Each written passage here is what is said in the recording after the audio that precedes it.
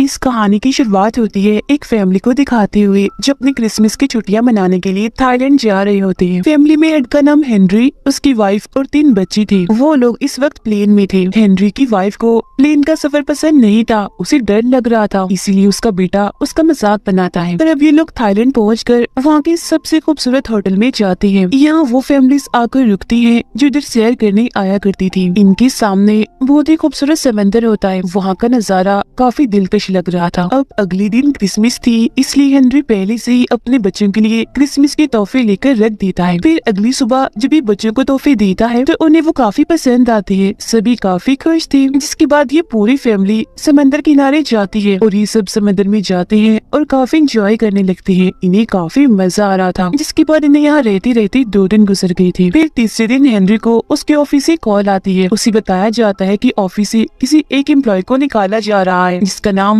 बहुत जल्द बता दिया जाएगा। ये सुनकर उसे काफी फिक्र होने लगती है। That can only really mean one thing. इस बारे में वो अपनी वाइफ को भी बताता है, जो सुनकर वो कहती है कि हमें वापस चलना चाहिए। जिस पर हेनरी कहता है, हम यहाँ छुट्टियाँ गुजारने आए हैं, हमारे बच्चे भी काफी खुश हैं, तो हम इस ट्रिप को बीच में छोड़ के नहीं जा सकते। ये कहती वो अपने बच्चों के साथ खेलने के लिए चला जाता है। फिर वो आसमान में देखता है कि बहुत सारे पंछी एक साथ हवा में उड़कर कहीं दूसरी तरफ जा रहे हैं। जमीन भी अचानक एकदम से कांपने लगती है, जो देख वो लोग समझ जाते हैं कि जरूर कोई गड़बड़ है और कोई बड़ी मुसीबत आने वाली है। और फिर अगले ही पल समंदर से बहुत ही बड़ी लहर आती है जो सब कुछ तबाह करती हुई तेजी से आगे बढ़ रही थी और पूरी जगह को उसने अपनी लपेट में ले लिया था। साथ ही बहुत सारे लोगों को भी अपने साथ बहाकर वो ले गई थी। हर तरफ पानी ही पानी और तबाही होती नजर आ रही थी। दरअसल ये सुनामी था, इन्हीं समंदर में तूफान का आना जो अब यहाँ आ गया था और हर तरफ तबाही मचाता जा रहा था। हम हेनरी की वाइफ को देखते हैं जो एक पेड़ से लिपट कर खड़ी थी ताकि वो पानी के बहाव से आगे न बह जाए। वो अपनी फैमिली को आस पास देख रही होती है, उन्हें आवाजें लगा रही होती है, मगर वो उसे कहीं भी नहीं मिलते। हर तरफ बस पानी ही पानी था जो सामान और लोगों को अपने साथ बहाकर ले जा रहा था। और फिर तभी अचानक उसे अपना बड़ा बेटा लोकस दिख जाता है। वो तेजी से तैरकर अपने बेटे की तरफ जाने लगती है, मगर जैसे दोनों करीब आकर एक दूसरे का हाथ पकड़ने लगती है, वैसे ही लहर एक और बार आती है और बहाकर दोनों को ले जाती है, जिससे वो अलग अलग हो गई थी। लेकिन उन दोनों की किस्मत एक बार फिर उनका साथ देती है। वो दोनों एक दूसरे को देख चुके थी। उसकी मोम पौधों के ढेर के पास पड़ी थी जिसके पास वाले खंबे से वो लिपटा हुआ था। जिसके बाद लोकस फौरन अपनी मोम के पास जाता है। दोनों माँ बेटा एक दूसरे को देखकर काफी खुश हो गई थी, गले से लगकर काफी रोने लगती है और फिर धीरे धीरे वो पानी के साथ आगे की तरफ बहने लगती है और एक ऐसी जगह पर आके रुक जाते हैं जहाँ पानी कम था।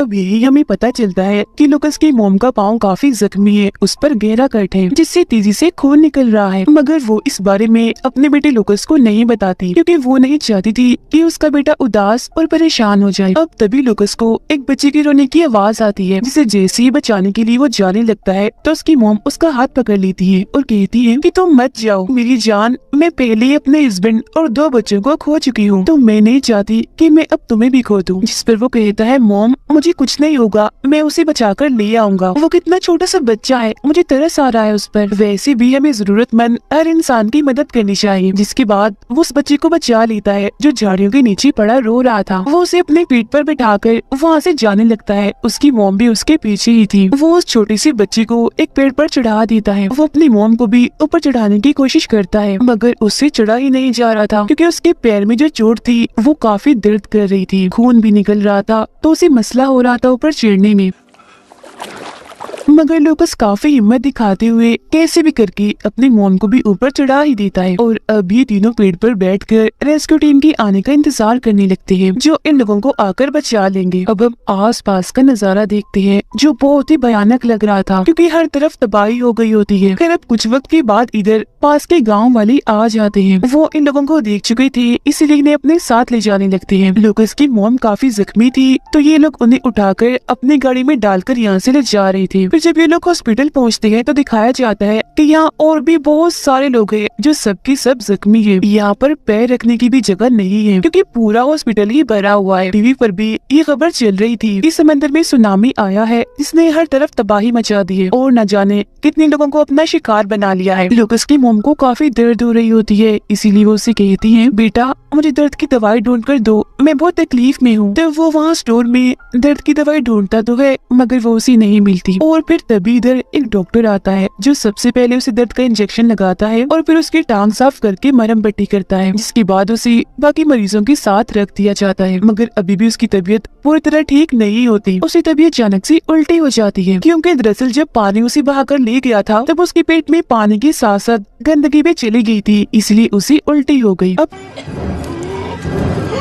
तभी इधर एक आदमी आता है जो काफी घबराया और परेशान था क्योंकि वो इधर अपने फैमिली को ढूंढ रहा था। तब लुकस की मॉम उसे कहती है, जाओ बेटा तुम्हें उनकी मदद करनी चाहिए। तब लुकस उसके पास जाता है तो वो उसे अपनी फैमिली की तस्वीर दिखाकर उनके बारे में पूछता है। यहाँ उसे एहसास होता है कि मेरे साथ साथ यहाँ पर सबकी फैमिलीज उनसे बिछड़ गई है। तो वो फैसला करता है कि यहाँ पर जितने भी लोग हैं मैं उन सबकी मदद करूंगा उनकी फैमिलीज को ढूंढने में और उन्हें दोबारा मिलवाने में। इसीलिए यहाँ पर जितने भी मरीज थे वो उन सबका नाम, पता और वो किस मुल्क से आए हैं ये एक कागज पर लिख लेता है। यहाँ पर लुकस को एक जख्मी बच्चा भी मिलता है जो बिल्कुल अकेला था, वो भी अपनी फैमिली को ढूंढ रहा था और ये बच्चा उसी आदमी का था जिसने सबसे पहले लुकस से मदद मांगी थी। उसे अपनी फैमिली की तस्वीर दिखाकर तो वो उस बच्चे को उसके डैड से मिलवा देता है। वो दोनों बाप बेटा एक दूसरे से मिलकर काफी खुश थे और गले लगकर रो रहे थे। उन बाप बेटों को ऐसे मिलता हुआ देखकर अब उसे अपने डैड की भी याद आने लगती है, जिसके बाद वो उस जगह पर जाता है जहाँ उसकी मॉम को रखा गया था। मगर यहाँ आकर वो देखता है कि उसकी मॉम इधर नहीं है बल्कि उनकी जगह बेड पर अब एक दूसरी मरीज लेटी हुई है। इस बात से वो बेचारा काफी परेशान हो जाता है, इसीलिए रोने लगता है क्योंकि एक किस्म का वो गुम ही हो गया था। उसके साथ सिर्फ उसकी मॉम ही थी जो अब यहाँ नहीं थी। उसे रोता हुआ देखकर एक नर्स उसके पास आती है। तब लुकस उन्हें बताता है कि मेरी मॉम पहले इस बेड पर थी, वो अब यहाँ पर नहीं है। जिसके बाद नर्स उसे एक दूसरे वार्ड में लेकर जाती है जहाँ और भी बहुत सारे बच्चे होते हैं और ये सब वही बच्चे थे जिनके माँ बाप मिल नहीं रहे थे। नर्स लुकस से पूछती है, क्या तुम अपने किसी रिश्तेदार का नाम और नंबर जानते हो जिनसे हम राब्ता करके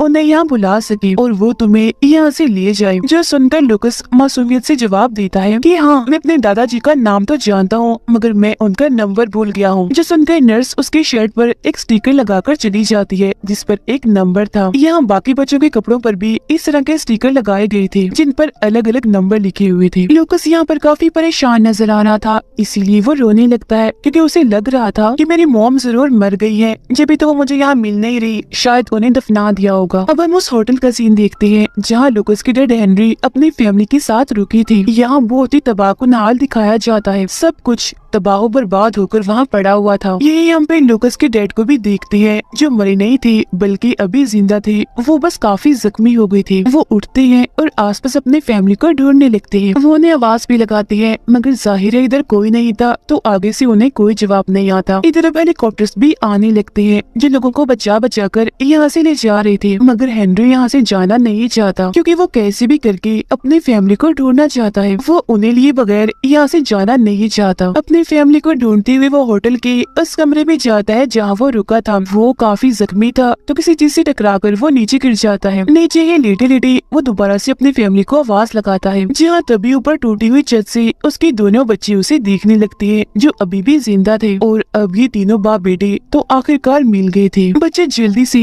अपने डैड के पास आते हैं। हेनरी उनसे कहता है, मेरे बच्चों तुम इस हेलीकॉप्टर के साथ चले जाओ, मैं तुम्हारी मॉम और तुम्हारे भाई लुकस को लेकर बाद में आ जाऊंगा। जिस पर छोटा बेटा बड़ी मासूमियत से कहता है, पापा नहीं, मुझे आपके साथ रहना है, मुझे नहीं जाना, मुझे बहुत डर लग रहा है। मगर हेनरी उन्हें समझाता है और यहाँ से भेज देता है। जिसके बाद वो अपने बेटे लुकस और अपनी वाइफ को ढूंढना शुरू कर देता है। उसे ढूंढती ढूंढती रात हो गई थी मगर अब तक उसकी वाइफ और बेटे का कोई अता पता नहीं था। वो बेचारा काफी जख्मी भी था। और फिर तभी जब वो सड़क पर जाता है तो अचानक उसके सामने एक गाड़ी आ जाती है और जब वो लोग ये देखते हैं कि हेनरी काफी जख्मी है, उसका खून बह रहा है, तो फौरन उसे एक कैंप में ले जाती है जहाँ जख्मी लोगों का इलाज किया जा रहा था। यहाँ उसे एक आदमी मिलता है जो मायूस होकर वहाँ बैठा हुआ था क्योंकि उसकी फैमिली भी खो चुकी थी। वो बताता है कि मेरी पूरी फैमिली उस समंदर पर गई थी जबकि मैं होटल में था और जब सुनामी आया तो उसके बाद वो मुझे नहीं मिले। तब यहाँ हेनरी भी बताता है कि मेरी वाइफ और बेटा भी लापता है, मैं भी उन्हें ही ढूंढ रहा हूँ, मगर मैं ये नहीं जानता कि वो जिंदा भी है या नहीं। यहाँ पर दरअसल सारे लोग वही थे जिनकी फैमिलीज उनसे अलग हो गई थी और सुनामी भी क्योंकि काफी खतरनाक थी तो किसी को भी ये पता नहीं था कि उनकी फैमिली के लोग जिंदा भी है या नहीं। बेचारे वहाँ मुंह लटकाए उदास बैठे अपनी अपनी फैमिलीज को याद कर रहे थे। उनके चेहरे से दर्द साफ नजर आ रहा था। हेनरी के सामने वाला वो लड़का कहता है मेरे पास तो फोन भी है, मैंने इसकी बैटरी बचा के रखी हुई है ताकि अगर मेरी फैमिली जिंदा हो और मुझे कॉल करने की कोशिश करे तो मैं उन तक पहुंच जाऊं। तब हेनरी उससे फोन लेता है और अपने डैड को कॉल करके बताता है कि सुनामी में मेरी वाइफ और लुकस कहीं खो गई है, मैं उन्हें ढूंढने आया हूँ, वो मिल नहीं रहे। 2 बच्चे तो मिल गए हैं जो टीम के साथ है, मगर मैं हिम्मत नहीं हारूंगा, उन्हें ढूंढ कर ही रहूंगा और घर वापस जरूर लाऊंगा। ये बातें करते करते वो जज्बाती हो जाता है, इसीलिए फूट फूट कर रोने लगता है। तो वो उसके साथ वाला लड़का उसे संभालता है। अब कुछ देर आराम करने के बाद हेनरी उस आदमी के साथ निकल जाता है जिसने उसे मोबाइल दिया था ताकि वो उसकी फैमिली और अपनी वाइफ और बेटे को ढूंढ सके। अब हम लुकस को देखते हैं जिसके पास नर्स आती है और उसे कुछ सामान दिखाती है ताकि वो पहचान सके कि कौन सी चीज उसकी फैमिली के किसी इंसान की है, मगर जब वो सामान को देखता है तो वो उसकी फैमिली के किसी भी फर्द का नहीं होता। अब इसके बाद उसे कमरे में ले जाया जाता है जहाँ और कोई नहीं बल्कि उसकी मॉम थी जो मरी नहीं थी बल्कि अभी जिंदा थी। लुकस जब अपनी मॉम को देखता है तो उसकी जान में जान आती है। वो फौरन अपनी मॉम से लिपट जाता है, मगर उसकी मॉम की हालत ठीक नहीं थी बल्कि पहले से भी काफी खराब थी। उसके मुंह पर ऑक्सीजन लगा हुआ था। लुकस अपनी मॉम के पास बैठ जाता है और उनका हाथ पकड़ के कहता है कि आप मुझसे वादा करें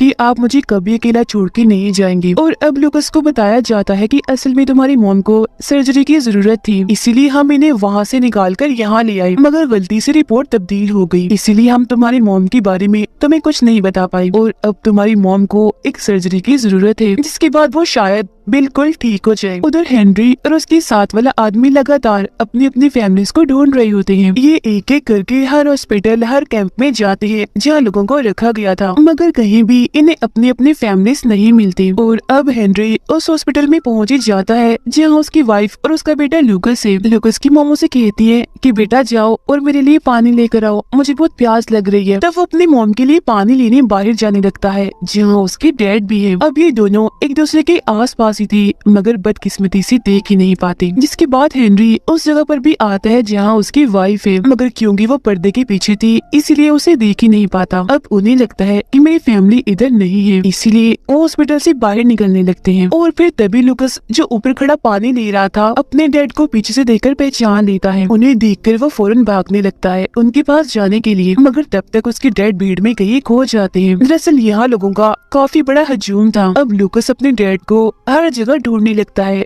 मगर वो कहीं नहीं मिल रही थी। तभी इधर उन बच्चों का ट्रक भी आ जाता है जिन्हें बचाकर ले जाया जा रहा था, जिसमें लुकस के दोनों भाई भी थे। वो दोनों बच्चे जल्दी से ट्रक से नीचे उतरते हैं। लुकस इनके पीछे से गुजर जाता है मगर एक दूसरे को वो नहीं देख पाते। अब क्योंकि उनकी फैमिली उन्हें नहीं मिलती इसलिए लुकस के दोनों भाई दोबारा से ट्रक में बैठ जाते हैं, जबकि हेनरी भी अपने ट्रक में बैठने लगता है। अब ये पूरी फैमिली एक दूसरे के करीब आस पास ही थी मगर फिर भी वो एक दूसरे को देख ही नहीं पाते। इतना ढूंढने पर भी जब उसके डैड उसे नहीं मिलते तो तंग आकर लुकस जोर से अपने डैड को आवाज लगाता है और ये आवाज उसके दोनों भाई सुन लेते हैं। वो लुकस को भी देख चुकी थी इसलिए फौरन ट्रक से उतरकर अपने भाई के पास आने लगते हैं। तीनों भाई एक दूसरे के गले मिलते हैं और बहुत खुश हो जाते हैं। और फिर तभी ये लोग देखते हैं कि सामने से इनके डैड भी आ रहे हैं क्योंकि उन्होंने भी इन्हें देख लिया था। लुकस की आवाज पहले वो सुन चुकी थी। अब क्योंकि वो लोग मिल चुके थे तो काफी खुश हो जाते हैं। अब यहाँ वो आदमी जो हेनरी के साथ था अपनी फैमिली को ढूंढ रहा था ट्रक ड्राइवर से कहता है कि अब हमें चलना चाहिए क्योंकि हेनरी को अब हम अपने साथ नहीं ले जा रहे, उसे उसकी फैमिली मिल चुकी है। अब इसके बाद वो लोग लुकस की मॉम के पास जाते हैं। उनकी हालत काफी खराब थी। वो अपने हस्बैंड से मिलती है और उन्हें बताती है कि मेरी हालत बहुत ही खराब है और अब मैं शायद ना ही बच पाऊँ। तब हेनरी उसे तसल्ली देता है और कहता है कि हिम्मत मत हारो, तुम जरूर बचोगी, हम तुम्हारे लिए दुआ करेंगे, हम हमेशा एक दूसरे के साथ रहेंगे एक खुशहाल फैमिली की तरह। ये बातें करते करते वो दोनों काफी जज्बाती हो गए थे इसलिए उनकी आंखें भर आती हैं। अब इसके बाद उन्हें सर्जरी के लिए ले जाया जाता है।